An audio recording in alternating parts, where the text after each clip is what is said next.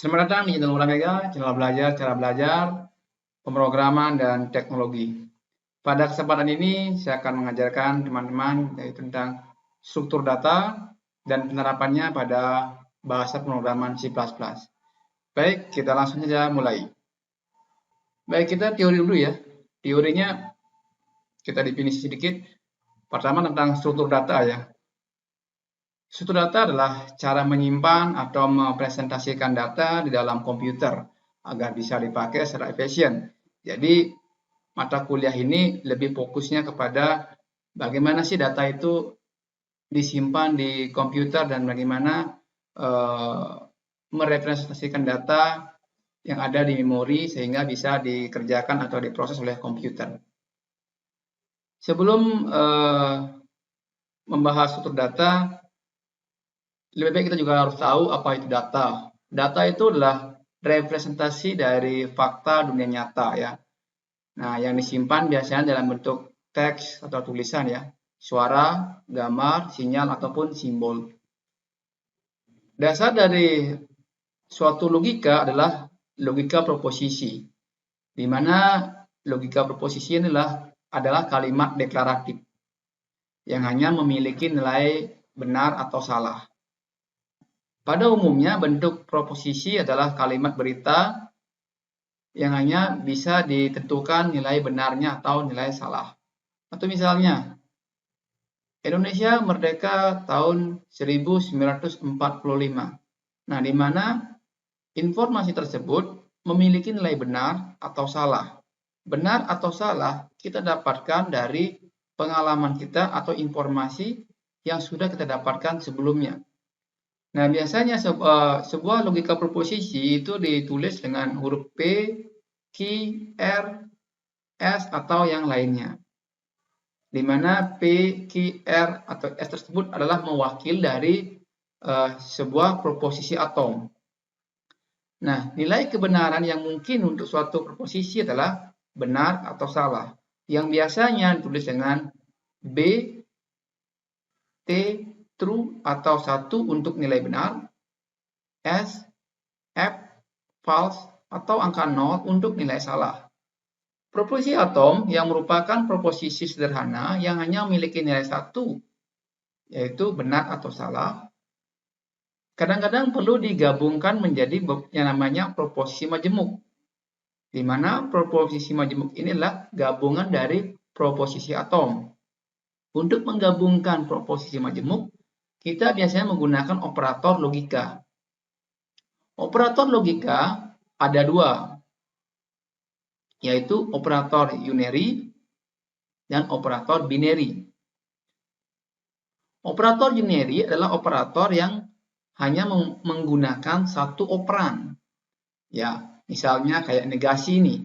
Negasi ini ditaruh di depan sebuah operan, maka operan yang ada di belakangnya akan dirubah atau dibalikkan nilainya. Jika nilainya adalah true, maka akan jadi dirubah menjadi false. Begitu sebaliknya, kalau false akan dirubah menjadi true. Itu namanya negasi. Kemudian ada operator binary. Operator binary terdiri dari konjungsi, disjungsi, disjungsi eksklusif atau juga disebut dengan exclusive OR. Kemudian ada implikasi dan biimplikasi. Pada video kali ini saya akan menjelaskan hanya sebatas di negasi, konjungsi, disjungsi, dan disjungsi eksklusif. Sedangkan implikasi dan biimplikasi akan saya bahas di video berikutnya pada sesi selection. Nah, inilah tabel kebenaran dari operator logika, di mana di sini terdapat 2 proposisi, yaitu P dan Q. Nah, jika P bernilai true dan Q bernilai true, nah, jika dinegasikan, nah ini kalau P-nya dinegasikan, yang sebelumnya true akan dirubah menjadi false. Yang sebelumnya false akan dirubah menjadi true. Nah, sedangkan untuk yang konjungsi, jika nilai P dan Q-nya bernilai true, maka konjungsinya akan bernilai true. Selain itu akan bernilai false. Nah, konjungsi ini kalau di bahasa Indonesia kan dan gitu ya. Nah, ini P dan Q, di mana P harus bernilai true dan Q bernilai true, sehingga akan menghasilkan nilai true. Gitu. Sedangkan untuk disjungsi ini kalau di bahasa Indonesia kan adalah atau, ya, atau di sini artinya dia akan memilih salah satu aja bernilai true, dia akan true. Sehingga disjungsi ini akan bernilai true jika salah satu dari operannya, yaitu P atau Q, bernilai true. Jika kedua operannya bernilai false, maka disjungsi akan bernilai false. Nah, beda halnya dengan exclusive OR. Exclusive OR ini hanya memiliki atau akan menjadi nilai true jika salah satu operannya bernilai true. Jika kedua operannya bernilai true, dia akan false. Seperti ini, P dan Q bernilai true, justru exclusive OR-nya akan menjadi false. Untuk algoritma ini atau logika dari operator exclusive OR ini digunakan untuk hanya boleh memilih satu saja, seperti pemilihan prodi ya. Jadi kalau teman-teman kuliah di salah satu perguruan tinggi, disuruh memilih prodi, maka hanya boleh memilih satu prodi, tidak boleh dua prodi atau lebih. Itulah logika proposisi dan bagaimana penerapannya pada bahasa pemrograman C++. Nah, pada video kali ini kita juga akan coba merepresentasikan logika proposisi tersebut pada bahasa pemrograman C++. Editor yang bisa digunakan untuk menuliskan kode C++ itu cukup banyak di pasaran, terdiri dari ada yang Borland C++, ada Codeblock, ada Visual Studio, ada Dev C++, bahkan ada yang online seperti Online GDB. Nah, pada video-video berikutnya saya akan hanya menggunakan Dev C++ atau menggunakan compile yang online, yaitu Online GDB.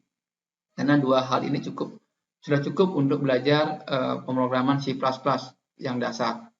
Baik, ini adalah editor dari Dev C++ yang bisa teman-teman download kemudian diinstal secara desktop ya atau di offline tanpa koneksi internet. Untuk editor yang lain itu cukup banyak sekali ada dan kemungkinan ada sedikit perbedaan ya, namun tidak terlalu signifikan. Nah, yang saya gunakan ini yang Dev C++ ini juga sama persis kodenya jika menggunakan yang online GDB ya. Nah, jika teman-teman menggunakan editor yang berbeda, seperti menggunakan Borland, tentunya ada sedikit penambahan di belakangnya, di bawahnya include IOStream ini, teman-teman perlu menambahkan yang namanya include Conio ya. Itu bagi yang menggunakan Borland C++. Sedangkan jika menggunakan Dev C++ atau yang online GDB, teman-teman bisa mengikuti apa yang saya tulis di sini. Baik, untuk menggunakan yang Dev C++ ini cukup mudah sekali setelah teman-teman menginstalnya di komputer atau laptopnya masing-masing. Untuk mulainya, pertama klik File, kemudian pilih menu New, kemudian silakan pilih Source File ya. Jangan pilih yang project, tapi Source File. Kemudian teman-teman akan mendapatkan file kosong ya. Nah, di sini saya sudah tulis sedikit kode program. Inilah format dari pemrograman di C++. Dan setiap beberapa editor sudah langsung mengisi kode seperti ini. Sedangkan yang Dev C++ ini pertama kali pastinya kosong. Nah, saya akan jelaskan sedikit tentang kode program atau formatnya. Pertama, yang paling atas ini tadi saya ketik sendiri, gitu kan? Ini namanya library. Library ini dia preprosesor, jadi akan dikerjakan sebelum dikompil. Jadi bahasa pemrograman C++ ini adalah compiler ya, jadi dia akan mengcompile bahasa pemrograman kita menjadi bahasa mesin. Sedangkan kalau ada tanda pagar seperti ini, include, ini artinya menambahkan library, yaitu library input output stream atau IOStream, ditambahkan di program kita, sehingga program kita bisa melakukan proses input dan output. Kemudian di bawahnya ada using namespace. Namespace ini seperti lingkupan dari program kita, sehingga jika ada metode atau fungsi yang namanya sama di luaran dari namespace di sini, di bawah ini, maka tidak akan terjadi yang namanya ambigu atau bug. Jadi bisa ada nama fungsi yang sama kemungkinan di luar dari namespace ini. Nah, baik. Kemudian di bawahnya itu, nah di sini, ini namanya adalah fungsi utama. Fungsi utama dari bahasa pemrograman C++ ini bisa diibaratkan seperti alam semestanya program yang kita buat ini, karena integer main ini adalah fungsi utama atau fungsi yang pertama kali akan dijalankan, kemudian fungsi-fungsi yang lain akan berjalan di tengah dari fungsi main ini. Nah, dalam fungsi main ini saya menggunakan integer di depannya, itu artinya sebuah fungsi yang bisa mengembalikan nilai atau bisa nge-return, sehingga di dalam ini saya tambahkan return 0, yang artinya mengembalikan nilai 0 atau program sudah selesai dikerjakan. Nah, di belakangnya ada kurung buka dan kurung tutup, itulah tempat dari memberikan parameter atau argumen pada suatu fungsi. Nah, pada saat ini kita tidak bahas dulu. Nah, kemudian ini ada kurung kurawal buka dan kurung kurawal tutup. Ini adalah blok dari program yang akan kita kerjakan. Jadi kita bisa menulis kode programnya dalam blok ini untuk fungsi main. Baik, pertama kali kita harus membahas dulu di dalam struktur data, kita harus tahu dulu bahwa bagaimana sih data itu disimpan di memori gitu kan. Nah, kita fokuskan dulu ke memori. Jadi memori RAM atau random access memory gitu kan, adalah sebuah memori sementara yang digunakan oleh komputer untuk menyimpan value ya yang akan diproses. Nah, untuk melakukan atau menyimpan data itu ada yang namanya konstanta, ada yang namanya variabel gitu kan. Jadi konstanta, variabel dan juga fungsi ini itu perlu dideklarasikan ke memori sehingga memiliki ruang atau disediakan ruang di memori. Jika kita tidak mendeklarasikannya, sehingga tidak bisa menyimpan value apapun di memori. Nah, saya coba sekarang mendeklarasikan variabel dan konstanta ya. Nah, untuk mendeklarasikan kita bisa di luar dari fungsi main atau di dalam fungsi main. Yang di luar fungsi main itu namanya lah variabel atau konstanta public ya. Misalnya kita buat seperti ini, konstanta namanya adalah radius gitu kan. Nah, ini perlu tambahkan tipe data. Nah, ini artinya kita membuat sebuah konstanta ya. Yang namanya konstanta itu konstan, tidak bisa dirubah-rubah. Kemudian kita bisa membuat juga namanya variabel. Nah, kalau variabel ini kita perlu membuat tipe data yang juga. Misalnya tipe data integer, nilai, seperti itu. 9 misalnya. Nah, ini artinya kita mendeklarasikan variabel di variabel global ya. Kita mendeklarasikan variabel dengan nama nilai dengan tipe data integer dan value-nya 9 di memori. Sehingga di memori nanti akan ada ruang gitu kan, yang namanya nilai dengan value-nya adalah 9. Tipe data yang digunakan integer, artinya jumlah bit yang digunakan di memori itu sepanjang bit integer. Ya. Nah, untuk mendeklarasikannya kita bisa deklarasi juga di dalam fungsi main ya. Jika kita deklarasikan dalam fungsi main itu justru lebih bagus kalau cuma digunakan di main karena akan lebih menghemat dari memorinya.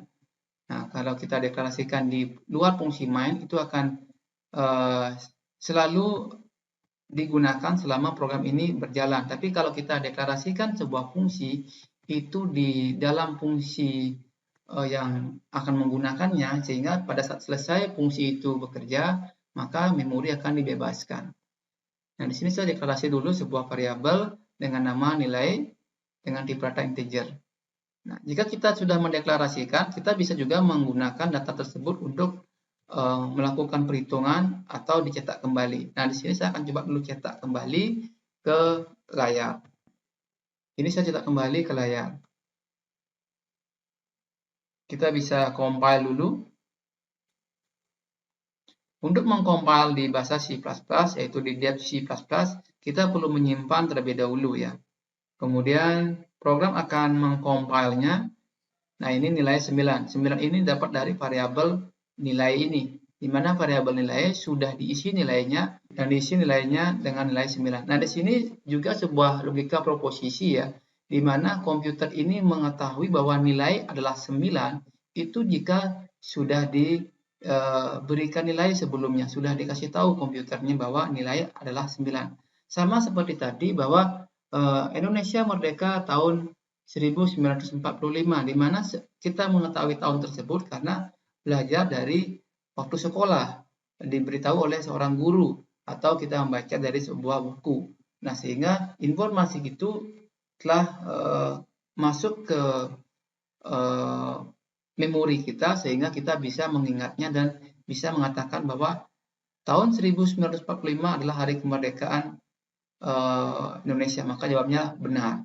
Nah, kita akan mengatakan salah jika ada yang menyatakan bahwa tahun kemerdekaan adalah 1966 misalnya gitu, maka itu salah. Nah, benar dan salah didapatkan dari pengetahuan kita yang sebelumnya. Sama seperti komputer, dia bisa tahu komputernya jika sudah diberikan inputan. Nah, sekarang saya akan menerapkan logika proposisi pada pemrograman C++. Nah, di sini saya akan coba membuat beberapa variabel lagi. Namun tipe data saya akan gunakan adalah tipe data boolean. Karena tipe data boolean ini yang dapat menampung nilai benar dan salah. Sedangkan variabel atau tipe data integer hanya dapat menampung nilai numerik bilangan bulat. Nah, untuk menyimpan nilai true atau false, kita bisa menggunakan tipe data boolean atau disingkat jadi BOOL. Variabel berikutnya kita buat namanya key. Nah, di sini ada P dan Q yang menjadi logika proposisi atom. Nah, untuk nilainya kita bisa input dari user. Kita coba input dari user ya programnya, biar tidak statik sekali. Ini saya hapus saja. Untuk menginput atau mencetaknya, kita tadi sudah menggunakan IOStream ya. Untuk menampilkan ke layar, kita menggunakan cout. Cout ini artinya menampilkan ke layar. Kemudian ada tanda lebih kecil ini 2, ini artinya menggeser ke layar. Nah, di sini saya buat P sama dengan kita minta input dari user. Kemudian jika user memberikan inputan, kita akan tangkap dengan cin. Cin kita geser ke variabel P. Kemudian untuk key-nya kita juga minta ke user cout. Nah, di sini adalah untuk menampilkan atau mengambil value ya dari desktop ya ke program. Nah, sekarang saya akan coba menggunakan operator logika, yaitu negasi, disjungsi, konjungsi, dan exclusive OR ya. Nah, baik, saya akan gunakan dulu yang negasi ya. Di sini saya coba cetak dulu cout, kemudian di sini saya buat P, kemudian sama dengan ya. Nah, di sini saya akan coba membuat seperti ini. Ini P, ini artinya negasi P ya. Tapi di pemrograman kita tidak menggunakan negasi seperti ini. Negasi yang ada di C++ kita menggunakan yang namanya tanda seru. Tanda seru ini adalah negasinya. Ya, simbol negasi di bahasa pemrograman C++. Kemudian untuk yang disjungsi atau konjungsi ya, kita buat dulu yang konjungsi ya. Konjungsi itu kan seperti ini ya. Kasih kurung. Misalnya P konjungsi ya. Konjungsinya simbolnya seperti ini. Konjungsi P, konjungsi Q, kemudian sama dengan. Nah, di pemrograman konjungsi itu simbolnya bukan seperti itu, kan? Kita menggunakan tanda Romawi, yaitu dan Romawi ya. Seperti ini dia. P ini konjungsi Q, ini namanya konjungsi P konjungsi key. Ini simbol yang mengatakanlah and itu ya, atau dan, atau konjungsi. Kemudian saya akan buat lagi satu tentang disjungsi ya. Ya, kalau disjungsi kan P, disjungsinya kita pakai itu saja simbolnya. Ya, mudah-mudahan bisa mendekati ya simbolnya. Nah, ini P disjungsi key. Nah, kalau kita di pemrograman simbolnya seperti ini. Sedikit berbeda. P disjungsinya itu menggunakan tanda seperti itu tuh, garis lurus. Kalau di keyboard itu adanya di atasnya enter. Nah, satu tombol sama backslash ya di keyboard saya ya. Nah, endline ini untuk enter saja ya. Kalau kita tidak menambahkan endline, nanti programnya nyambung dia ke baris atau ke horizontal ya. Karena kita tambahkan yang XOR ya, atau exclusive OR. Yang exclusive OR kan simbolnya di sini tidak ada di keyboard ya. Yang tanda lingkar ada plusnya. Saya di sini tulisnya saja seperti ini XOR ya. Saya buatnya XOR P XOR key. Nah, ini kalau di pemrograman simbolnya adalah seperti ini nih. P. Nah, justru yang simbolnya itu seperti konjungsi di matematika diskrit. Nah, di sini justru simbol dari konjungsi tersebut di matematika diskrit di sini artinya adalah XOR ya. Maka endline. Nah, ini programnya adalah pertama programnya kita mendeklarasikan dulu yang namanya variabel. Saya mendeklarasikan 3 variabel, namun satu variabel ini tidak saya gunakan, saya hapus saja. Ini ada variabel P dan Q, di mana kedua variabel ini tipe datanya boolean, yang artinya dapat menampung nilai true ataupun false. Kemudian saya meminta nilainya yaitu ke user ya. Pertama cout ini menampilkan ke layar, tampilkan P sama dengan.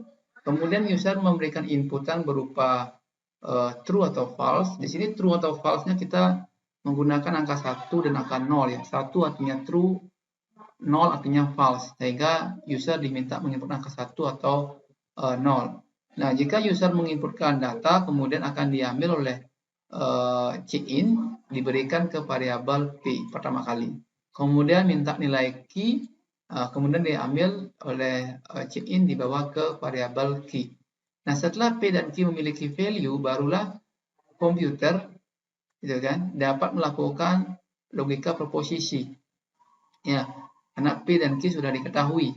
Nah, jadi di sini jika not P gitu kan, kalau di pemrograman berarti seperti ini simbolnya, not P. Jika P-nya true maka ini false. Jika P-nya false maka ini menjadi true. Di bawahnya ini adalah konjungsi, ya kan, disjungsi dan exclusive OR ya. Nah, baik. Sekarang kita coba dulu menjalankan programnya dengan dikompil. Setelah dikompil dia akan berubah menjadi executable. Oh, ini kurang titik koma ya. Bahasa pemrograman C++ itu harus setiap statement ada titik komanya. Nah, pertama kali program ini akan meminta inputan yaitu P kita kasih misalnya nilai true, kemudian untuk key-nya kita kasih dengan nilai misalnya true dulu ya. Jika true, P-nya true, key-nya true, maka jika P dinegasikan, nah jika P dinegasikan jadi false. Sedangkan kalau P konjungsi key menjadi true, P disjungsi key menjadi true. Sedangkan P XOR key menjadi false. Nah, jika belum paham kenapa true, kenapa false, bisa teman-teman kembali lagi ke video yang tadi, itu ada bagian tabel kebenarannya. Baik, kita coba lagi sekali, yaitu P-nya kita buat true, sedangkan key-nya kita buat false. Negasinya tetap false, konjungsinya ini false, disjungsinya true, XOR-nya juga true. Ya, silakan dicoba lagi, tambah-tambahkan lagi ya, biar sampai paham. Nah, baik, sampai di sini saya bisa memberikan penjelasan secara singkat dan sangat dasar sekali tentang bagaimana penerapan struktur data, khususnya logika proposisi pada pemrograman C++. Jika teman-teman ada pertanyaan atau yang perlu didiskusikan, silakan ditulis di kolom komentar dan ikuti kembali video-video berikutnya tentang struktur data. Baik, sampai jumpa lagi.